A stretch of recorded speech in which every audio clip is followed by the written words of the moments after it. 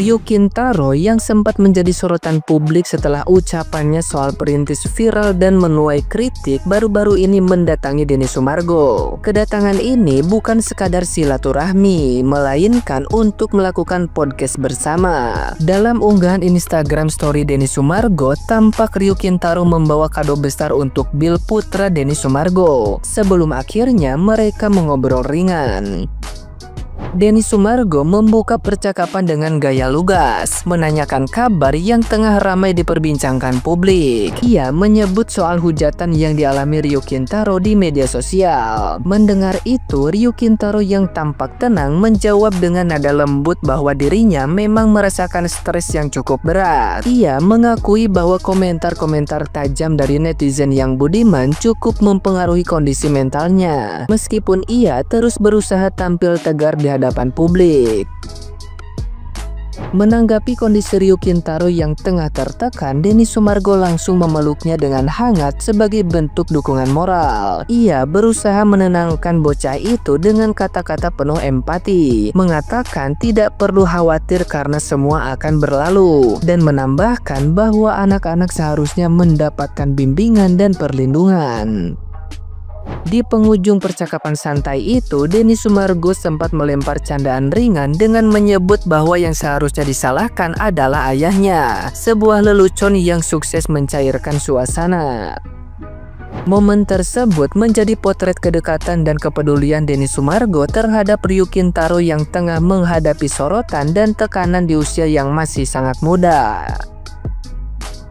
Nah, gimana nih menurut netizen yang terhormat? Silahkan berkomentar ya.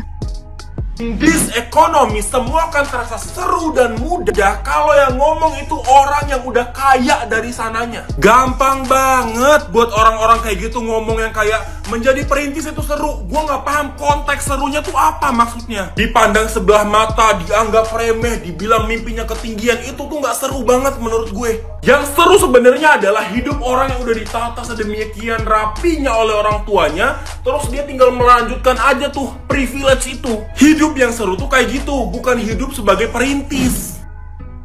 Perintis dari mana yang umur 7 tahun udah diwariskan usaha sama bapaknya? Perintis dari mana yang hadiah angpaunya duit puluhan juta sama iPhone? Kau belum pernah kan ulang tahun dikasih hadiah sabun mandi? Belum pernah kan?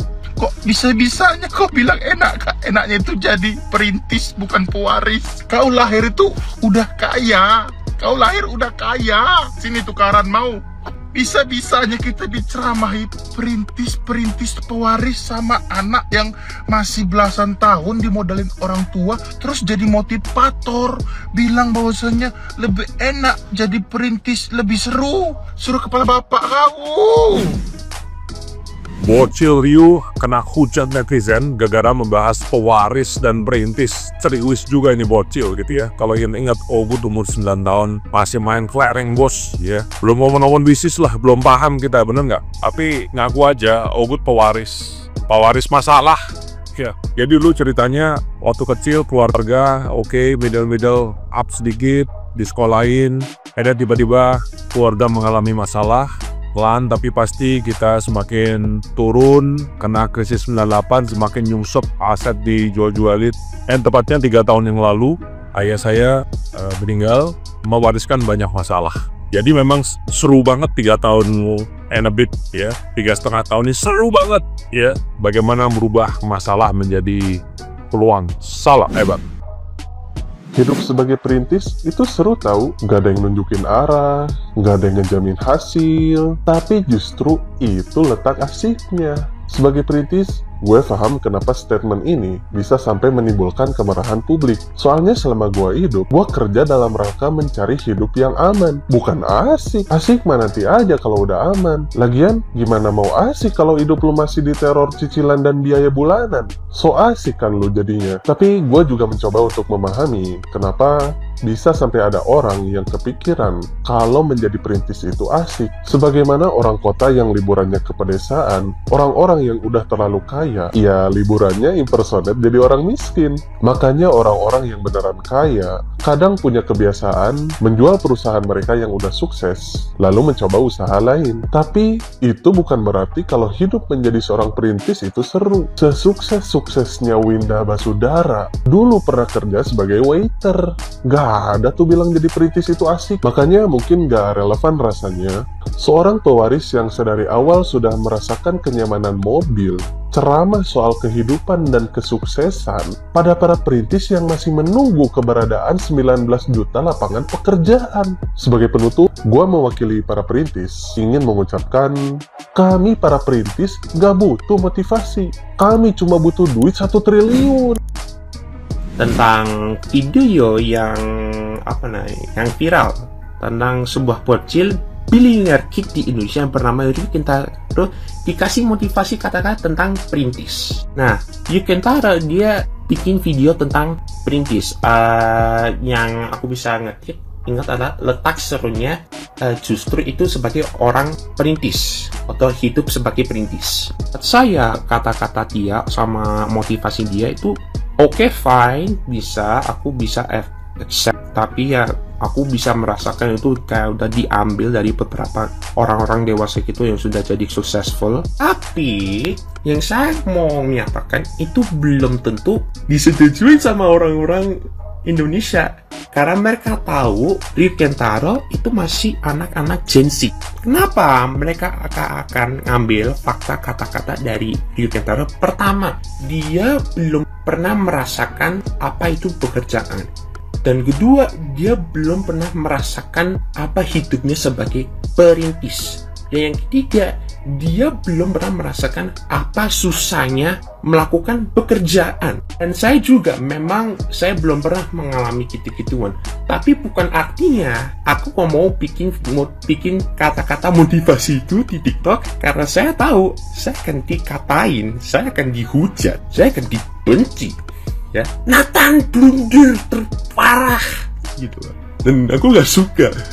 Dan itu sih saya cuma percaya ada di komen-komennya di sosial media, karena mereka yang paling pintar daripada Ryu Kentaro. Saya gak ada kebencian dari anak itu. Saya tahu dia udah hidup mudah. Dia terlahir dari orang tua kaya raya, modalnya bisnis, dia disupport dari keluarganya. Tapi itu dikasih motivasi itu kayak agak berlebihan for saya. It's a bit too far for me. Like he just made a motivation about hidupnya sebagai perintis. Dan aku akan menjelaskan ya, biar kalian bisa tahu. Memang kau bisa nggak tiap itu perintis? Saya akan menjelaskan benar. Jadi perintis itu adalah salah satu seorang yang melakukan sesuatu atau memiliki sesuatu pekerjaan yang baru. Semisalnya kau adalah seorang employee dalam bla bla bla bla bla. Baru kan? Apakah kau pernah mengalami pekerjaan tersebut? Tidak. Dan harusnya kamu gimana? Ya belajar. Apa itu seorang employee? Atau pekerjaan seperti manager, seperti supervisor. Kau harus belajar. Dan memang itu sih, dia adalah salah satu anak-anak Gen Z lah. Tapi bukan artinya itu bodoh.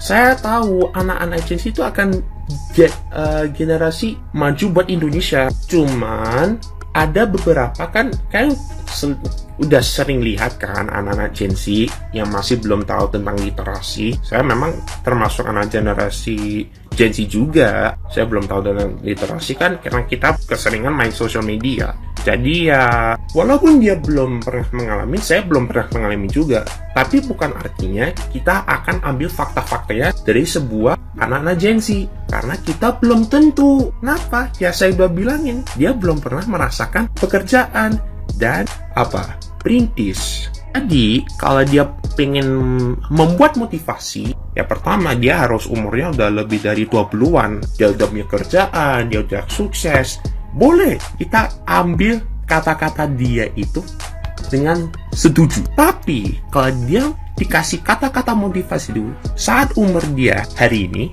gak akan, there's no way they won't accept his motivations. Karena mereka udah merasakan dia cuma ngeremehin Indonesia. Semisalnya, kalau dia jadi salah satu anak-anak lah, dia bukan anak Indonesia, anak negara sendiri.